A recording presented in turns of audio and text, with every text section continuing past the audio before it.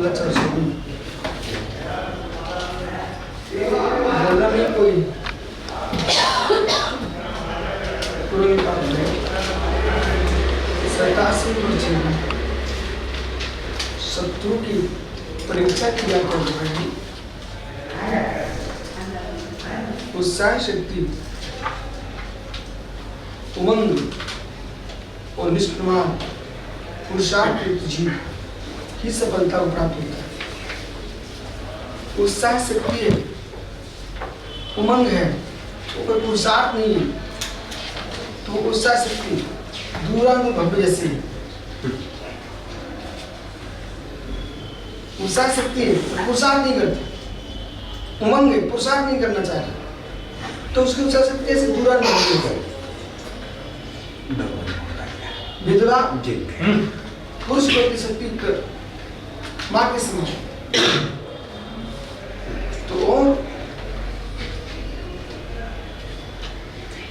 जो गुणविहीन सम्राट गुण है भी नहीं है, गुणों का प्रशंसक भी नहीं है और गुणग्राही भी नहीं है। 3 बातें ध्यान रखना, गुणहीन, गुणग्राहिताहीन, गुण प्रशंसाहीन, ये सबसे निकृष्ट आदमी है।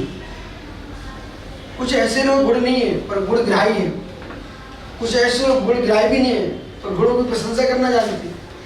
पर वो कितना विचित्र जीव है, गुण तो है ही नहीं उसके पास, गुण ग्रहण करना भी नहीं चाहता है, मुझे कोई मतलब नहीं है, और गुणजनों की प्रशंसा भी नहीं करना चाहता।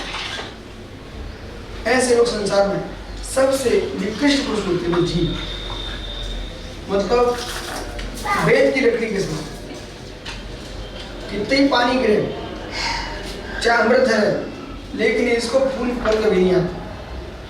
तो ऐसे लोग हैं। मूलक हृदय ने चेत वृंश मिले गुरु वृंश सब, मूर्ख हृदय ने चेत गुरु मिले हैं वृंश सम, फूले फले ने वेद यद्यपि मेघ बरसे अमृत। सुना कुछ? फूले फले वेद, मेघ बरसे अमृत तुल्य, अमृत की वर्षा करें मेघ, तब भी वेद की लकड़ी फलती फूलती नहीं है। ऐसे ही वृंश यानी ब्रह्मा जैसे गुरु मिल जाए, तो बृहस्पति जैसे मिल जाए गुरु, लेकिन मूर्ख का हृदय कभी चेतता नहीं है, मूर्ख अपनी कभी बुद्धि उसकी चलती नहीं है, वो तो अपने ठस बुद्धि में जीता है, उसे कोई प्रयोजन नहीं तुम क्या कर रहे हो। अज्ञ प्राणी की दशा है। विज्ञ प्राणी होता है वो इतना सजग होता है जैसे कि मंदिर के कलश पर ध्वजा। ए बालक, मंदिर के कलश पर ध्वजा, जरा सी भी हवा चले वो हिलेगा। मंदिर के कलश पर ध्वजा, जरा सी भी हवा चले हिलेगा।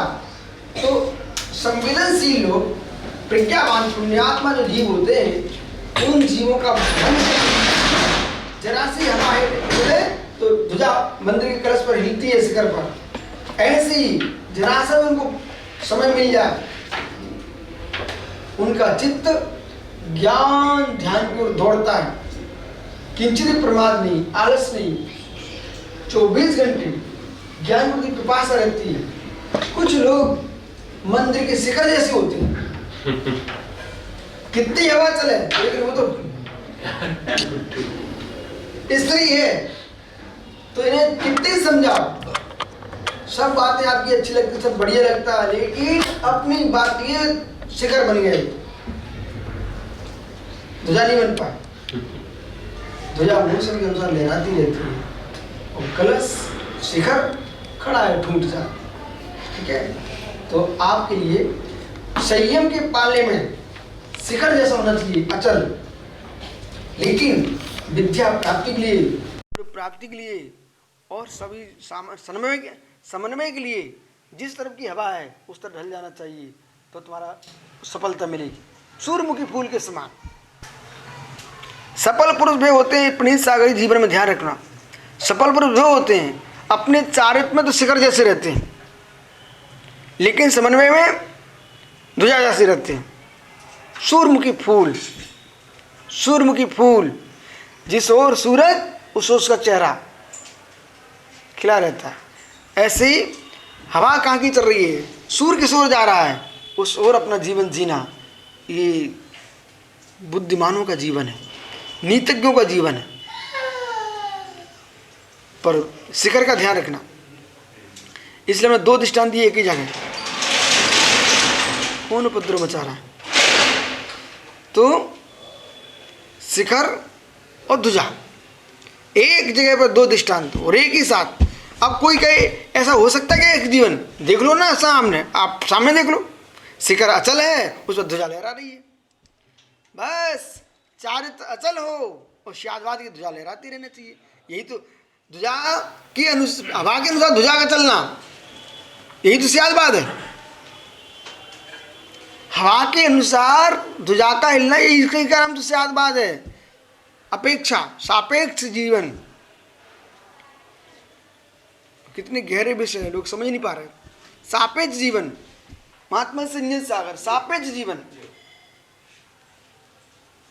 और सापेक्ष जीवन नहीं जी पाओगे ना, तो फिर यदि शिखर का काम ध्वजा करने लग जाए और ध्वजा का काम शिखर करने लग जाए, क्या होगा फिर? क्या होगा? दोनों नष्ट हो जाएंगे। इसलिए शादवाद कह रहा सापेक्षता में जियो, लेकिन संयम में शिखर बन के रहो, विश्वास में शिखर बन के रहो, चारित्र में शिखर बन के रहो, लेकिन व्याख्यान में, प्रणति में ध्वजा बन के रहो। जीवन शैली पताका बतो केतु, ऐसे लोग सफलता को प्राप्त होते हैं। बिल्कुल सत्य है। और जो हमारे इस अंतर को समझते नहीं है, वे पागल हो जाएंगे। जो मैं समझा रहा हूं ना, उसको विवेक से समझना पड़ेगा, नहीं तो पागल हो जाओ। सापेक्षता भी निरपेक्ष है, निरपेक्षता भी सापेक्ष है, और निरपेक्ष सापेक्ष, सापेक्ष निरपेक्ष है।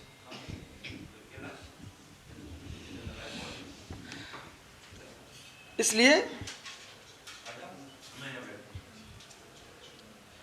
बालसे का त्रेसाकम यदि युध्यन्ति शत्रुः तदा भवति तेषां तु प्रवृत्तो हर्षसागरा। यही है ना? हाँ। बाल से, अब बालसानाम, अमृत स्वामी ने शब्द का प्रयोग किया पुरुषार्थ द्वीपा में। बालसानाम मतलब जो निश्चय को प्राप्त कर नहीं पा रहा है और व्यवहार का पालन करना नहीं चाह रहा है। सुनो, इतना मैं आपसे ही कह रहे हैं, जो जीव निश्चय को प्राप्त कर नहीं पा रहा बेटा और व्यवहार का पालन करने नहीं चाह रहा, उसके लिए अमृतचंद स्वामी की बालसानाम, अरे बालक मूर्ख प्राणी, निश्चय को प्राप्त कर नहीं पा रहा, व्यवहार में जाने नहीं चाह, तो दो उभय मार्ग से भ्रष्ट हो गया, उसकी दुर्गति हो जाएगी। निश्चय में नहीं जा पा रहा, कम से कम व्यवहार का अच्छे से तो पालन करे, उत्कृष्ट है। तुम ध्यान में मगन हो जाओ, और ध्यान में मगन नहीं हो पा रहे हो तो प्रभु की भक्ति करो। अच्छी बात है, मौन लेके बैठो, तुम्हें कोई डिस्टर्ब नहीं करेगा, ठीक है ना। और बोलना है तो सबसे धर्मात्मा प्रेम से बात करो, बोले तो पत्थर पटक रहे हो। उनसे कह रहे कि नहीं भाई ऐसा नहीं है। बालसानाम तो मतलब आपका स्वयं का जीवन ऐसा हो जाए, ऐसा हो जाए, ऐसा हो जाए, ऐसा हो जाए जैसे एक सुंदर महल। संजन, सुंदर महल, एक महल में मालूम वैद्य जी, कैलाश भैया, ईंट, बालू, सीमेंट, कंक्रीट, छड़े, ये सब बिखरी पड़ी सामग्रियां हैं, बराबर। परंतु एक प्रासाद ने क्या किया, सबको संग्रह कर लिया अपने में, इसने बंदा, इसने उसे बंद कर लिया और सुंदर आकार बन गया महल का। हर व्यक्ति दूर से देख करके खुश होता है, उसके अंदर रहना चाहता है। ऐसे ही जगह जगह के गुणों के, बालू रूप में, कंक्रीट रूप में, सीमेंट के रूप में, स्निग्ध रुच्छ, जितने प्रकार गुण हैं अपने में लेके आओ, आप अपना जीवन महल बनाओ, दुनिया तुम्हारे पास रहना पसंद करेगी। उसके ऊपर शिखर बनेगा, फिर तुम्हारे यश की पताका फैलाएगी। बनाना सीखो बेटा। अभी कल हमसे वो अरविंद है ना, अरविंद बढ़ जाती है। हाँ, वे 2 दिन से परेशान थे। कल उन्होंने मुझे पकड़ ही लिया, हाथ पकड़ लिया। बोले गुरुजी ये तो बताओ, ये आप तुरंत के तुरंत जो दृष्टांत देते कहाँ लिखे? बोले मैं परेशान हूँ इतने दिन सुनते सुनते। क्या हो गया? बोले आप तुरंत ही बना के, तुरंत जहाँ समय मिलता तुरंत आप बोल देते हो। बोले कुछ नहीं, जो लोग सोचते हैं कमरे में बैठ के हम पढ़ाई करेंगे, हम ऐसा नहीं सोचते। कमरे के समय कमरे में पढ़ाई करता हूँ और बाहर भी घूमता हूँ, मतलब बाहर जाता हूँ, सोच को जाऊँ, अन्य कामों में जाऊँ, तो प्रकृति में इतने सारे सामग्री उसको मैं पढ़ता रहता हूँ ना, तभी तो दृष्टांत तुम दोगे। जब देखोगे नहीं तो गे बनेगा कैसे? हाँ, यही तो चिंतन की धारा है प्रतिभा के साथ, पताकावत। मतलब अब सुनो, अब पताका ध्वजा में अंतर में ध्यान रखना। हमने आप ध्वजा लगाओ, पताका मत लगाओ। पताकाएं भी होती हैं वो सुतली में बांध के छोटी छोटी वे लटकती रहती हैं, समझ गए ना? ये पताका है, रोड़ों पे लगा देती, वे हैं पताका, तोरण पताका है। और ध्वजा वो है जो ऊपर चढ़ाई जा रही है, जो लहरा रही है, वो ध्वजा है। बाकी पताका, जैसे घंटा झालर में अंतर है ना, घंटा और झालर एक नहीं है। घंटा बजाया जाता है और झालर वो ऐसे पीटी जाए घंटी, वो झालर है। अब जीवन शैली तुम्हारी पताका, सामान्य रूप से ध्वजा को ही पताका कह देते हैं, लेकिन विशेष रूप से जाओगे तो पताका वो ऐसी छोटी सी रहती है और ध्वजा विशाल होती है।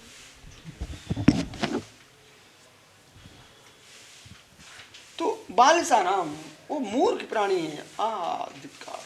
कातरे साकम, वो मूर्ख, कायरों का, कातरे साकम कायर, तो मूर्ख है। कायर के साथ यदि युद्ध तुम यात्रा शत्रुआ, यदि कायरों के साथ युद्ध करने का अवस्था आते तो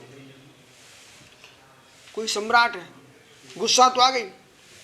देखो भाई, कुछ गुस्सा क्रोध कैसा है, या तो क्षमा से तुम क्षमा भाव से शांत रहो, क्रोध को जीतो, या असमर्थता के कारण भी तुम शांत जियो। सामर्थ्य नहीं है और क्रोध करना जानते हो, तुम्हारा नाश हो जाएगा। असमर्थ लोग भी असमर्थ, इसलिए आगम क्या कहता है? क्षमा बल से भूषणम, बलवान का आभूषण क्षमा, और असमर्थानम बलम क्षमा। बलवान का तो आभूषण है क्षमा, वो असमर्थों का, योगेश काला जी, असमर्थों का बल है क्षमा और बलवानों का आभूषण है क्षमा। ये 2 शब्द अलग अलग हैं। ये प्रज्ञा दौड़ेगी तुम्हारी कब? जीवन में खुश रहो, स्वयं खुश रहो, सबको खुश रखो। अब किसी भाग्य ही दुखी होने को उसे कुछ नहीं कर सकते। पानी कभी नहीं कहता है कि तुम हमारे ऊपर खिलो नहीं कमल, ठीक है ना? जब कमल पानी पर खिल सकता सरोवर में, तो सारे पुष्पों खिला सकता है। अब किसी में फूल की उगने की योग्यता ना हो तो पानी बेचारा क्या करे? वो भी स्वच्छ पानी नहीं है। हाँ, आइए तो बाल से कातारम, यदि युद्धंती शत्रुवा तथा भवते सम प्रवृत्ति का हर्ष सागरा। अब मालूम कायर है, मूर्ख है, युद्ध करने का अवसर आया ऐसे शत्रुओं के से, तो मालूम अन्य शत्रु तो आनंद में भर जाते हैं। हाँ, आनंद आ गया। जैसे कि कैसे आनंद? देखो, अब लोग बहुत सारे चुनाव में खड़े हो जाते हैं, सामर्थ्य में पता है हमें कोई 2 वोट नहीं मिलने वाले, लेकिन अब पार्टी में कोई यही नहीं तो खड़े करना नहीं पड़ेगा। अभी ऐसे ऐसे चुनाव हुए कि एक प्रत्याशी को 1 वोट मिला, 1 वोट, मात्र 1 वोट। अब भगवान जाने, तुम डालने का है क्या? तो हो सकता उन्हीं का मिला हो, मात्र 1 वोट मिला, इन्हें पता है। मालूम सो 1 वोट मिला, उसका परिणाम ही निकला कि पार्टी ने और उल्टा उन पर केस कर दिया।